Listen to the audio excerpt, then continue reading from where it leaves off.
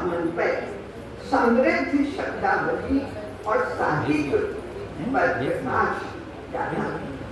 केवल 2 पंक्तियां उसकी बाकी पढ़ी जा चुकी हैं।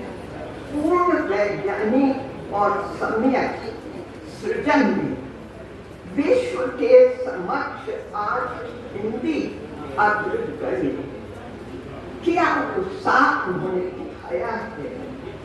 पर्व और त्योहारों का बहुत ही सुंदर निरूपण किया है, लेकिन उसके साथ साथ इसराव नहीं, बदगुमानी न कर, सुंदर व्यवहार करो, बढ़ते ही रहो द्वारा सत्य संदेश भी दिया है। और सामाजिक सरोकार बहु ही जलाई गई। औरत, वंचना, रिश्वत, भूख है महंगा माल तथा रिश्ते, इन रचनाओं के माध्यम से उन्होंने सामाजिक सरोकार, नैतिकता और जीवन मूल्यों की ओर ध्यान आकर्षित किया। घड़ी कह रही है, घड़ा कर रहा, ताश का खेल इसी बात को लिखती है। उतने समकोण त्रिकोण में शलभ जल मचलता चलता आया हूँ। ये रचनाएं बहुत ही संवेदनशील। आज की शिक्षा, विद्यार्थी और शिक्षकों पर भी उन्होंने कटाक्ष किया है। आधुनिक शिक्षक शीर्षक रचना में मैं कहूंगी कि एक नितांत कट सत्य उद्घाटित हुआ। आज यद्यपि स्थितियां बहुत बदली हुई हैं, लेकिन उनकी कुछ पंक्तियां आज का भी दृश्य सामने आती है। शिक्षक भिक्षुक आजकल देते ऐसा ज्ञान, घूम रहे हैं शिष्य सब उन्हें खिलाकर पान। अब पान की जगह आजकल कुछ और भी खिलाया जाता है, खिलाया जाता है। दांव पेच शिक्षक करें, भिक्षुक कुछ बुद्धिमान।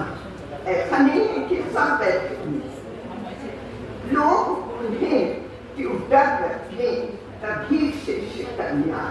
तो क्या आज स्थितियां बदली? आज भी है। शिक्षक ग्रामर शून्य है, लेक्चर देते खूब, गाइड करते शिष्य को, गाइड पढ़कर आ कक्षा में खुद ऊँघ के शिक्षक पाँव पसार, अनुशासित कैसे रहे छात्र धर्म प्रतिभा।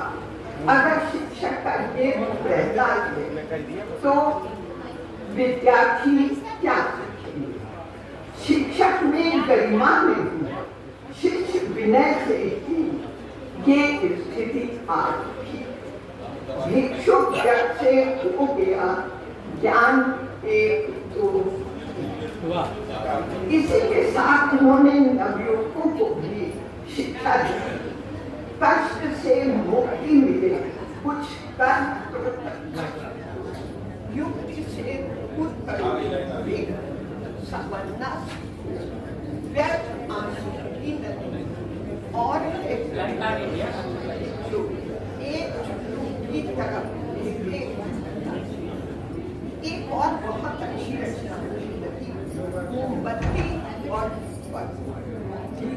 उसके माध्यम से संधान एवं समर्पित शिक्षक भिक्षुक जी ने सन्मान का दिशा निर्देश भी किया। मोमबत्ती जब दिए का काम करती, मोमबत्ती जब दिए का काम करती, खुद मिटा अस्तित्व जीवन शाम पर किया अस्तित्व अपना कब मिटाता। स्नेह अभी शुरुआत हुई, इसलिए भिक्षुक किया जब मना मोमबत्ती मैं समझती हूँ कि ये रचना आज के विद्यार्थियों के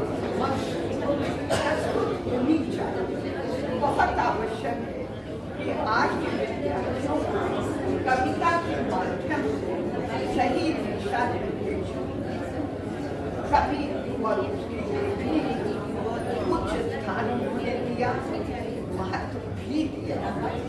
वो कहते हैं कि दूषित विषाक्त वातावरण स्वच्छ बनाने का मन से मालिन्य का पक्ष बना सकता है।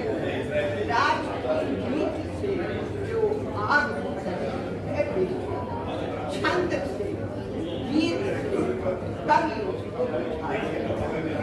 ये कवि के लिए बहुत बड़ा कहना चाहिए कि एक ऐसा मुद्दा कवि और उसकी कविता के माध्यम से ये प्रचार होना भी चाहिए। और सदैव छुट्टी में पढ़ते ही रहो का जय घोष किया है, पूजा का संचार। मैं सदैव छुट्टी बहुत आया हूँ। लोक कल्याणकारी संरचना, भाषा और सशक्त अभिव्यक्ति को नमन करती हूँ। प्रचार और उससे वो लगातार और ये आज भी आवश्यक है। लेकिन आज प्रचार का भी जमाना है। जो प्रचार अपना स्वयं नहीं करते उनके विषय में लोगों को ज्ञान ही लेकिन सभी रचनाकारों जो ज्वाला संचारित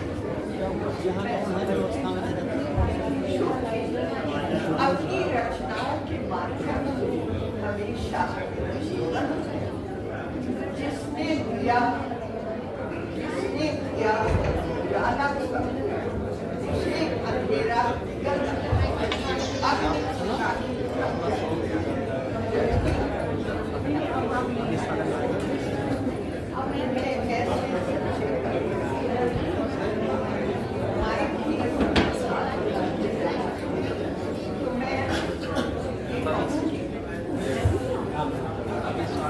कि आज भिक्षु जी की सामाजिक, सांस्कृतिक और साहित्यिक विरासत को पूर्ण समर्पण भाव से उनके सुपुत्र विद्यावाचस्पति उमेश प्रकाश की इसको समाज धरोहर को और उनकी जितनी प्रशंसा की जाए मैं समझती हूँ कम। एक तालियों के माध्यम से का स्वागत करते हैं, क्योंकि आपने इस संस्था के माध्यम से जिस तरह से कार्य किया है और कर रहे हैं, वास्तव में बहुत ही प्रशंसनीय और पिता का आशीर्वाद उन्हें मिल रहा है। कितनी कृतियां निरंतर उनकी प्रकाशित हुई, जो संस्था के माध्यम से कार्य हो रहा वो तो सबके सामने, और अब कृतियां भी उनके सबके सामने आ रही हैं।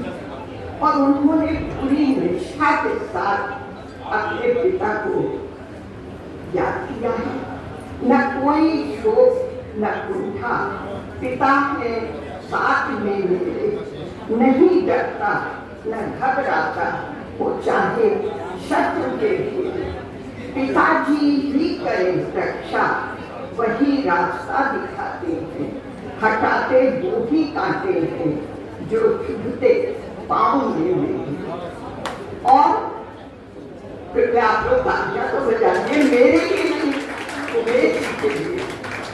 ये पिता के प्रति जो श्रद्धा है, मैं समझती हूँ आज जिस तरह का वातावरण है, ये कविताएं जनता के मध्य पहुंचनी। उन्होंने प्रणामांजलि दी है, बहुत ही अभिनंदनीय। भिक्षुक जी के काव्य से मिलता आशीर्वाद, रचनाएं सब हाथ में, साथ में उनकी क्या, अनेक सम्मानों से अलंकृत उमेश जी ने जिस तरह से कार्य किया है और कर रहे हैं। भिक्षु की स्मारिका 2024 और 2025 के प्रकाशन द्वारा अपने पिता को प्रणाम किया। कविता, गीत, छंद, मुक्तक, दोहा, कुंडलियां प्रत्येक विधा में आपकी रचनाएं प्रकाशित हो रही हैं। यात्रा पुस्तक मेरी लद्दाख यात्रा और सुप्रभाती के लिए आपको बहुत बड़ी बात है। उत्तर प्रदेश की राज्यपाल महोदया का आपको आशीर्वाद मिला है और गुजरात के मुख्यमंत्री जी का भी शुभाशीष आपको प्राप्त हुआ। ये बहुत बड़ी बात है। मुझे तो नहीं याद है कि ऐसा आशीर्वाद किसी को मिला। बहुत बड़ी बात है। सुकवि उमेश प्रकाश जी, आपको सभी सुकृतियों के लिए हार्दिक बधाई, शुभकामनाएं। आप स्वस्थ रहें, शतायु हों और अपने पिताश्री की पुण्य परंपरा साहित्य सर्जना के दीप के शुभ प्रकाश को प्रज्वलित रखें, ये मेरी शुभेच्छा है। और मैं समझती हूँ जितने कविगण उनके कार्यक्रम में जाते हैं उनकी भी यही इच्छा है। उमेश प्रकाश जी, आपके पिताश्री श्रद्धेय भिक्षु जी आपके प्रेरणा स्रोत रहे। हम सभी के पूज्य हैं, किंतु आज आप अपने सुकृत्यों के कारण अनेक रचनाकारों और संस्थाओं के प्रेरणा स्रोत हैं और मेरे भी आपके बहुत बड़ी बात है। इसकी परम पूज्य साहित्य साधक श्रद्धेय भिक्षु जी को मैं सादर करती हूँ और उमेश जी आपके प्रति आभार व्यक्त करती हूँ मुझे ये सुअवसर प्रदान करने के लिए। और सबसे बड़ी बात ये कि मैं तो खुल के कहूंगी कि आप मेरे भी प्रेरणा से,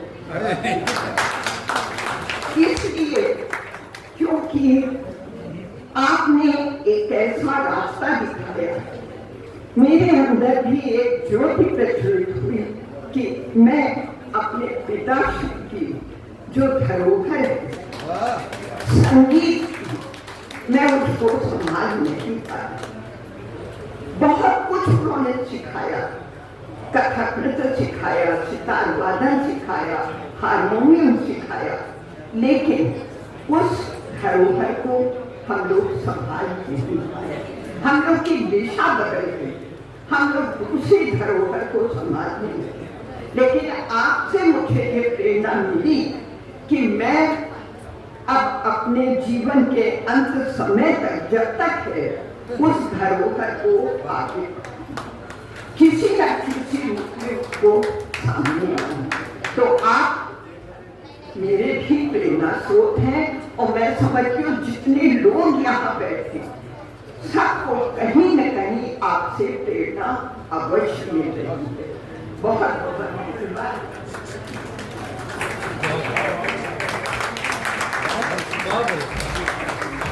बहुत बहुत धन्यवाद प्रोफेसर उषा सिन्हा जी।